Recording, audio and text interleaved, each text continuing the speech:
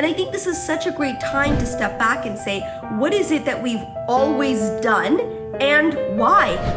Revisiting your brand, who your customers are, what are they hungry for today? What are they really going to be hungry for tomorrow? And I think catering to that is going to make a huge difference. It's going to be the difference between the companies that use this moment wisely and the companies that lose when all of this is over.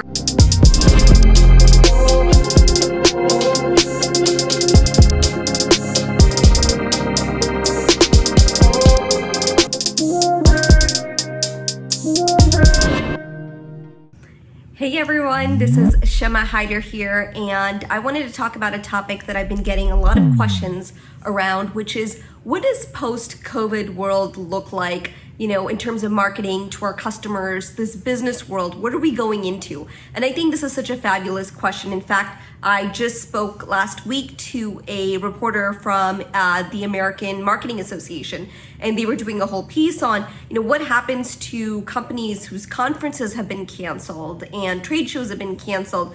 How do these people still continue to get these meetings that they had set up?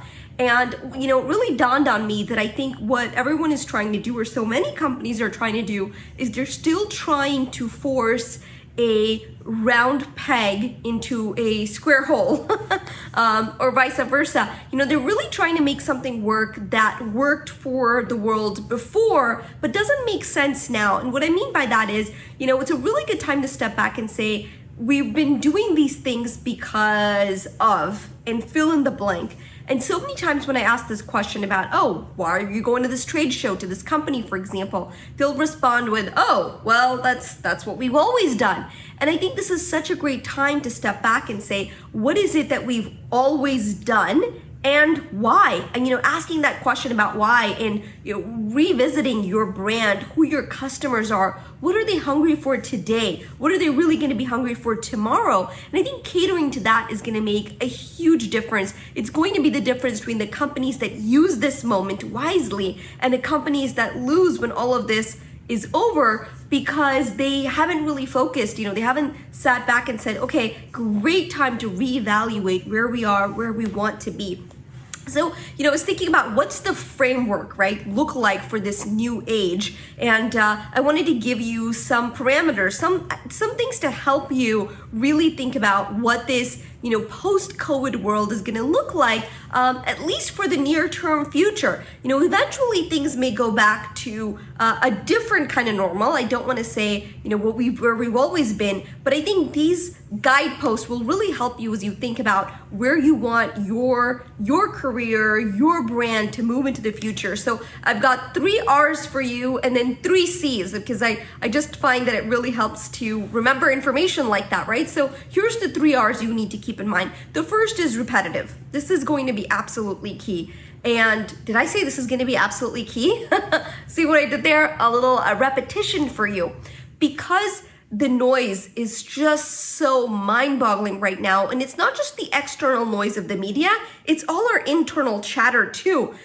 People need repetition more than ever before. So if you ever thought, man, we're out there a little too much, first of all, there's no such thing as that. Be rest assured that repetition is going to be your best friend. Sometimes I get the question where people say, well, if we post too much on social media, isn't that a bad thing? And my answer to that always is no, it's never a bad thing, because the way algorithms are set up and everything, even if you put your message out there 100 times a day, chances are that you aren't reaching your entire target market. It's just not possible. And so, as long as, of course, it's quality content, then repetition is going to be really important. If you email your list once a month, email them weekly. And again, I don't mean repetition for the sake of repetition, but really making sure that your message is out there consistently, right? That consistent visibility is going to be so much more important than it ever was, just because you're going to have to work harder to cut through that noise. The second R I have for you is real. I think one of the cool things that's happened during this COVID crisis is that we've all just had the ability and perhaps the excuse to be more real. And what I mean by that is, we've done work calls in jeans and in t-shirts, and we've we've done away with frivolous meetings that perhaps we're like one of those, why did we keep doing this meeting for? And I think it's interesting because I think we've been able to see our colleagues and our clients and our vendors in a more three-dimensional light. I think so many times when you're working with someone, it's easy to just see them as the work person and not for, the fullness, the richness, I think, that life has to offer. The other day I had my 9-month-old son, and I apologized on the call, and I said, I'm sorry, I have my 9-month-old son here in case you hear him, babbling in the background. And my client immediately said, well, don't worry about it. I've got my 2-year-old here, and there's only so long I can keep them distracted. So, it's been really nice to bond with people, I think, beyond just the work me or the personal me. And I think we'll see more of this blend. So in terms of your marketing, the more real you can make it, the more authentic it is, I think the more it will resonate with people. And this is your moment. I just think there's some brands out there right now that are doing this extremely well. They are leveraging the fact that things are more real than ever, and these are the brands that I think are making some awesome, awesome decisions and are moving forward in a way that their customers feel like they're connecting with them, right? So here's a great example. I saw this video that Carter's did. So if you're a parent, you're familiar with Carter's. They do children's clothing. And, this was such a great video because they filmed all the kids of their employees in their homes, and they had this fun little, song that they put together about how mommy and daddy were home, or piggyback rides. It was just so touching and beautiful, but it was real, right? It wasn't it wasn't overly scripted. It wasn't it wasn't a commercial, right? And it would have been a great commercial, but I think it really spoke to the realness that we're all facing right now. And you think about, the Good News show with John Krasinski, which has been cool. I mean, this guy's doing this show from home, and he's got, celebs coming on board too. And of course, it's just fun because you get to see the real, and he's showcasing good news from all over the world, interesting things that are happening. So I think that hunger for real, wholesome, pure is very much still there and will continue to be. So the third R is going to be relevant.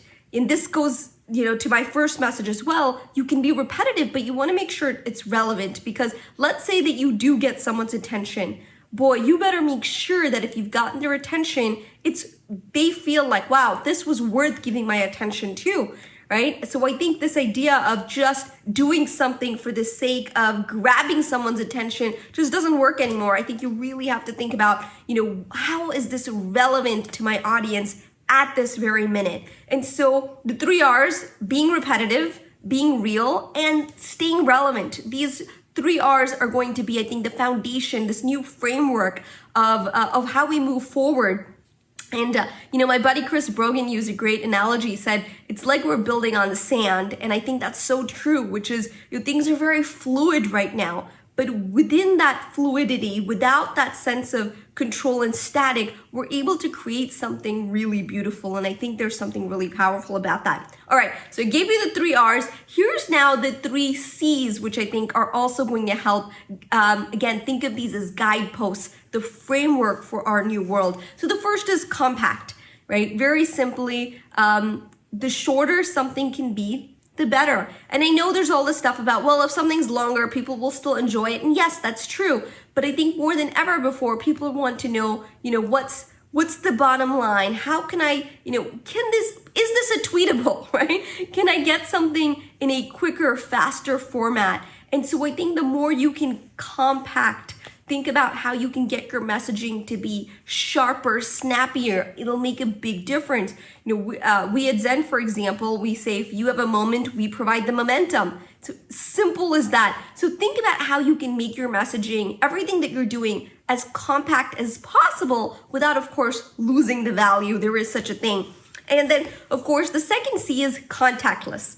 I think it's going to be a long time before we're comfortable hugging strangers, handshakes with people, keeping that distance for good reason. And so we think contactless is definitely going to be the norm. Think about restaurants. When you go in, right? You're not going to be wanting a menu that's been touched by how many people. You're going to ideally be able to pull the menu up on your own phone. One Dine, which is a leader in restaurant technologies, is doing an amazing job. They're leading, I think, right now the contactless revolution in the restaurant field, which, by the way, if you're a restaurant, definitely check them out, onedine.com. They're making their technology free, absolutely free right now for restaurants while everything is happening. So, make sure you're ready for when you do reopen. This is true for retailers out there too. Contactless, touchless, that's really going to be the norm, at least for the near future. So even if you have a retail location, think about your lobby. Think about how you're set up in your location to create more contactless interactions that require less touch.